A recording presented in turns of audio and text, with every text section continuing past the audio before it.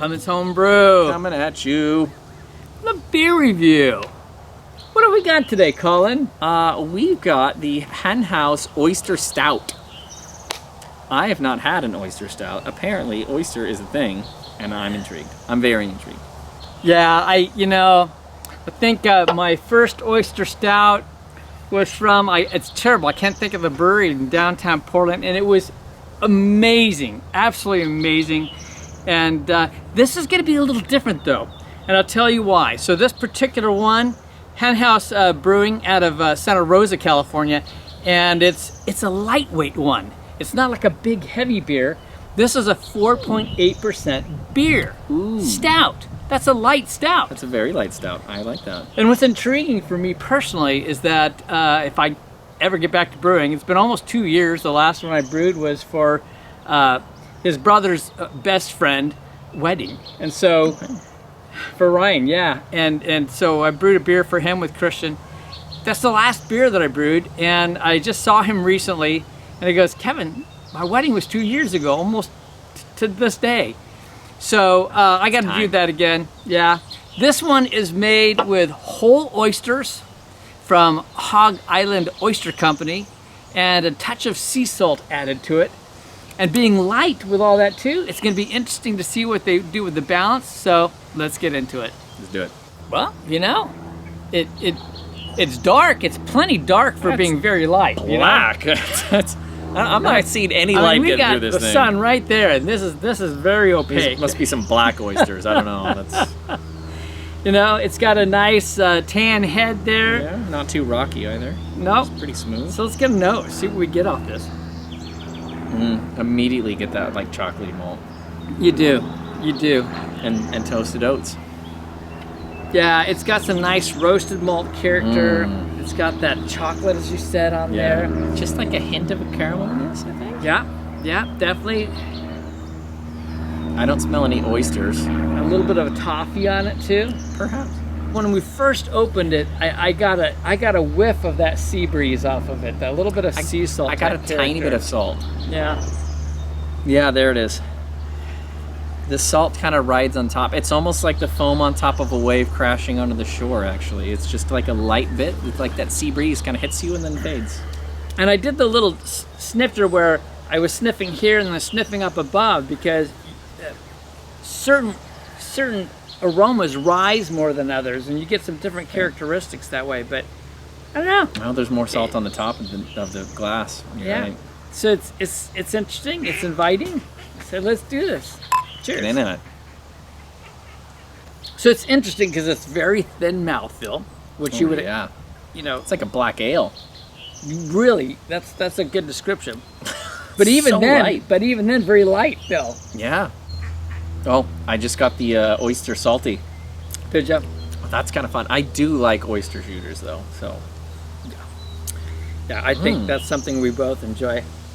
They did a good job with this, I think. Now, me being a sweet tooth, I would have added just a bit of the lactose in there, just to add a little bit of sweetness. Yeah, it doesn't have a ton of sweetness on it. I mean, there is some, but you mostly just kind of get like you mostly get the salt. You kind of get like a salt and a base. It's a good stout flavor and feel, and yet it's so light it just almost fades and goes immediately. That's interesting. I'm starting to see some color in it now, just on the edges. Yeah, I'm just a little bit, but it is still very dark brown. To me, I don't know that Colin could speak to this, but I feel like there's a lot of black patent in this, and the hops on it is CTZ, which I can totally get that Columbus. What is that? Columbus, Tomahawk, and Zeus. If I'm ever correct, I can totally get that mix of hop quality on there, which brings in, not just stabilizes, but it brings just a very light bitterness to the beer. Yeah. No, there's almost no bitterness. It's just enough. I mean, every stout's going to have some bitterness, but it's very light. But it's very enjoyable. Yeah. And you have to, it's good that we're talking because it slows us down. Because this beer could go down really easy, really fast. Yeah, I mean, Luckily, it's only a 4.8%. Because, man, otherwise I'd be in trouble. It's just a really easy drinker. Yeah, it is. Now, I have a question for you. Sure. When we first started, I got a lot of chocolate on the nose, and I got the chocolate in the taste. Are you still getting the chocolate, or has that shifted for you? No. The chocolate is almost gone. Like, Yeah. the chocolate and the sweetness is kind of gone. I'm just getting the malts. Just kind of like a Yeah. malty, toasty, general stout flavor with that bit of salt and oysteriness. Like, there's just a little bit... It's almost as if it's got a wee bit of goza in there, just that bit of sea salty breeze. Right. And then it's almost like that salt, like, kind of cuts the sweetness. Yeah. I think is what's happening. Yeah. And then it brings out that dark roast a lot more. So you get, Yeah. I wouldn't quite call it like a coffee roast, I but just got that black patent, though.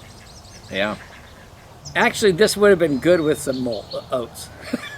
Yeah, it would have been good with some oats. Because that would have brought a little more body to it. Yeah, some oatmeal stout into Yeah, this. Yeah. yeah, it would have brought a little But- body, but it's a fun beer. I'm rather enjoying it. So we're gonna just sip this a little bit, and we'll come back with some numbers. So first, we're gonna rate this in terms of style. It's a stout, not an imperial stout, just a stout. And it might be a daunting task for this, being 4.8. It's hard to compare to some of those huge stouts, like a Marshall Zukov or something. But at 4.8%, I've had some light stouts before that aren't all that impressive. And I find this really good. And even though, for me, I like more sweetness, even though it's lacking that sweetness, I find it very, very good. Personally, I would like to have had a little more oyster quality on it than what I'm picking up. Sure. But it's a really good beer, so it's going to be, for me, in a very good category. I'm giving it an 88. Gosh darn it, if that wasn't the same dang number I had in my head. I am a stout and porter guy. I like the dark stuff, always have. I definitely enjoy that this has a very light mouthfeel. I mean, not that I've done it in years, but you could almost play beer pong with this stuff. I mean, You could, this really. is an easy 4.8? all-day drinker Yeah. kind of thing, and at 4.8%, like, you're not going to harm yourself. But I would like to have a little bit more of that oyster and salt quality, but also I would have liked to have a little bit more, maybe just a hair more body and some sweetness to it. Yeah.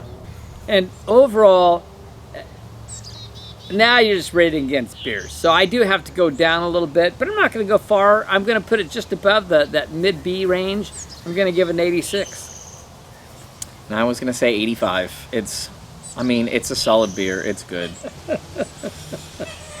Well, this is a fun one nonetheless. I'd say it's worth a try. Absolutely. Here it is again. It is the Henhouse Oyster Stout from Henhouse Brewing out of Santa Rosa, California. Go get yourself one, try it out, enjoy it. You can enjoy it on a cold day, hot day. It'll be good nonetheless. I'm Kevin, I've been Colin and we're just saying life's too short, to drink cheap beer and we'll see you on the next beer review.